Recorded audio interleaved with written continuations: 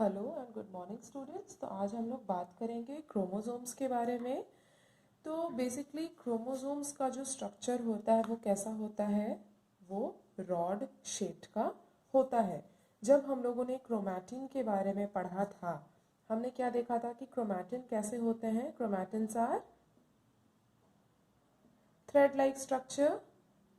क्रोमैटिन्स are thread like structure और यही chromatin क्या करते हैं, दे कंडेंस, वो कंडेंस करते हैं और क्या बनाते हैं, क्रोमोसोम्स का फॉर्मेशन करते हैं।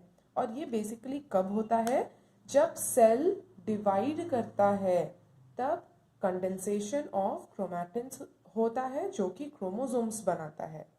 अब हम बात करते हैं कि जो क्रोमोसोम्स हैं वो क्या चीज़ के बने होते हैं। बेसिकली क्रोमोसोम्स बने होते हैं डीएनए और प्रोटीन के। और हमने जैसा कि ऑलरेडी पढ़ा है, क्रोमोसोम्स में क्या होते हैं, chromosome contains information for inheritance. तो अब हम बात करते हैं क्रोमोसोम के स्ट्रक्चर की।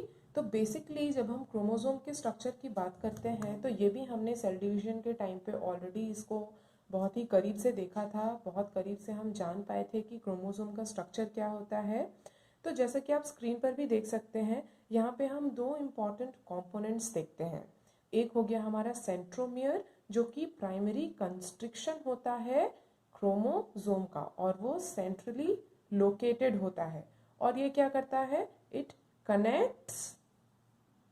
Connects the sister chromatids. अब क्रोमोसोम में सिस्टर क्रोमैटिड्स क्या होते हैं, हम जानते हैं कि ये हमारे सिस्टर क्रोमैटिड्स होते हैं। और क्योंकि सेंट्रोमियर प्राइमरी कंस्ट्रक्शन है और वो सेंट्रली प्लेस्ड है एज पर दिस डायग्राम, तो हम क्या देख रहे हैं कि दोनों तरफ के जो सिस्टर क्रोमैटिड्स हैं वो एक पॉइंट पर आकर इस सेंट्रोमियर की मदद से जुड़ जाते हैं। अब यहाँ पर एक और स्ट्रक्चर है जिसे हमें ध्यान में रखना है, वो है काइनेटोकोर। काइनेटोकोर क्या है, डिस्क शेप्ड स्ट्रक्चर, जो ग्रीन कलर में यहाँ पे दिखाया गया है, ये हो गया हमारा डिस्क शेप्ड काइनेटोकोर, जो कि प्रेजेंट होता है on the sides of centromere. Centromere के साइड्स में प्रेजेंट होता है। और हमने स्टडी क्या स्टडी किया था जब हम सेल डिवीजन पढ़ रहे थे, कि ये जो काइनेटोकोर होते हैं यहीं पे स्पिंडल फाइबर क्रोमोसोम पर अटैच होता है। अब ये काइनेटोकोर क्या चीज़ का बना हुआ है, ये काइनेटोकोर बेसिकली प्रोटीन्स का बना होता है। अब जब हम क्रोमोसोम के क्लासिफिकेशन की बात करते हैं तो ये भी हम ऑलरेडी पढ़ चुके हैं सेल डिवीजन के टाइम पे, कि ये भी हम on the basis of the position of centromere, centromere chromosome पर कहाँ प्रेजेंट है उसके बेसिस पर हम क्रोमोसोम को 3 टाइप्स में डिवाइड कर सकते हैं। तो पहला है मेटासेंट्रिक। आपको याद होगा मेटासेंट्रिक का मतलब क्या है, कि सेंट्रोमियर हमेशा कहाँ पे रहेगा, वो हमेशा क्रोमोसोम के सेंटर में रहेगा, यानी कि सेंटर में रहते हुए वो दोनों तरफ के आर्म्स को इक्वली डिवाइड करेगा। जो दोनों आर्म्स होंगे वो इक्वली डिवाइडेड होंगे। तो ये हो गया इन केस ऑफ मेटासेंट्रिक। फिर दूसरा हमने पढ़ा था सब मेटासेंट्रिक, यानी कि chromosome is slightly deviated from centre. जो क्रोमोसोम है वो सेंटर से थोड़ी दूरी पर है। यहाँ पर क्या होगा कंडीशन, कि दोनों आर्म्स यानी कि दोनों तरफ के जो आर्म्स होंगे वो अनइक्वल लेंथ के होंगे। फॉर एग्जाम्पल एक तरफ का आर्म छोटा होगा और एक तरफ का आर्म थोड़ा बड़ा होगा, अनइक्वल लेंथ होगा। और जब हम एक्रोसेंट्रिक की बात करते हैं तो centromere is highly deviated from centre, मतलब एक तरफ का आर्म तो नजर भी नहीं आएगा कि वो है भी या नहीं। तो ये कुछ इस तरह का कंडीशन होगा। तो आई होप आपने रिकॉल कर लिया होगा क्लासिफिकेशन ऑफ क्रोमोसोम, मेटासेंट्रिक, सब मेटासेंट्रिक एंड एक्रोसेंट्रिक।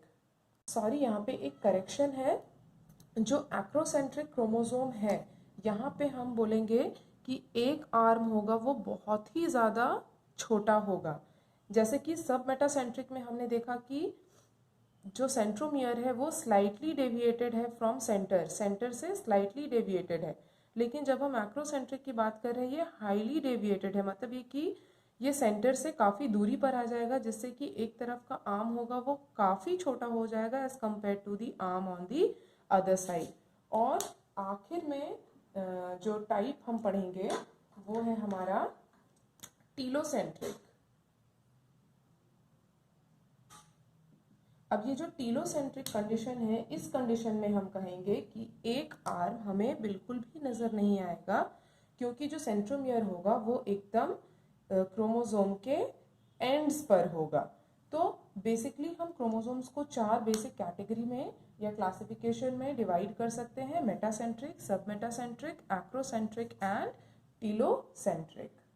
अब क्योंकि हमने न्यूक्लियस के बारे में काफ़ी ज़्यादा जानकारी हासिल कर ली है, हम तुरंत से रिवाइज करेंगे कि न्यूक्लियस का सिग्निफिकेंस क्या है। तो जैसे कि हमने ऑलरेडी पढ़ा कि न्यूक्लियस एक कंट्रोल सेंटर है सेल का, तो पहला सिग्निफिकेंस ही यहाँ पे आ जाता है कि nucleus is the control centre of the cell. फिर दूसरा, it helps in movement of ribosomes through nuclear pore between nucleus and cytoplasm. तो बेसिकली हमारा न्यूक्लियस क्या हेल्प करेगा? हेल्प करेगा इन मूवमेंट ऑफ राइबोसोम। कहाँ से कहाँ या किसके किसके बीच में? न्यूक्लियस से साइटोप्लाज्म के बीच में। फिर न्यूक्लियस हमारा हेल्प करता है सेल्यूलर रिप्रोडक्शन में।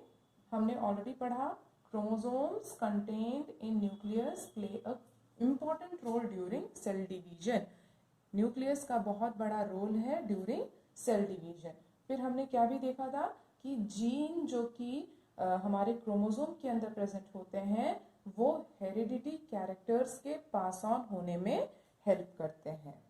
अब हम बात करेंगे कि नंबर ऑफ न्यूक्लियाई एक सेल में कितने हो सकते हैं या कितने होते हैं। तो यहाँ पर हम देख सकते हैं कि सेल्स डिवाइड किए जाते हैं in one of the following types based on number of nuclei in a cell. Cell में कितने नंबर में न्यूक्लियाई प्रेजेंट है उसके बेसिस पर हम इसको 3 कैटेगरी में बांट सकते हैं। सबसे पहला है ए न्यूक्लिएट। ए न्यूक्लिएट का मतलब है कि सेल में न्यूक्लियस का प्रेजेंट नहीं होना। सेल में न्यूक्लियस के एब्सेंस के कंडीशन को हम ए न्यूक्लिएट कंडीशन कहते हैं, यानी कि सेल जिसमें न्यूक्लियस प्रेजेंट नहीं है। और इसका बेस्ट एग्जांपल है हमारा मैच्योर आरबीसी। दूसरा है हमारा यूनी न्यूक्लिएट। यहाँ पे यूनी का मतलब होता है 1। तो यूनी न्यूक्लिएट मतलब कि सेल में क्या होगा? ओनली 1 न्यूक्लियस प्रेजेंट होगा।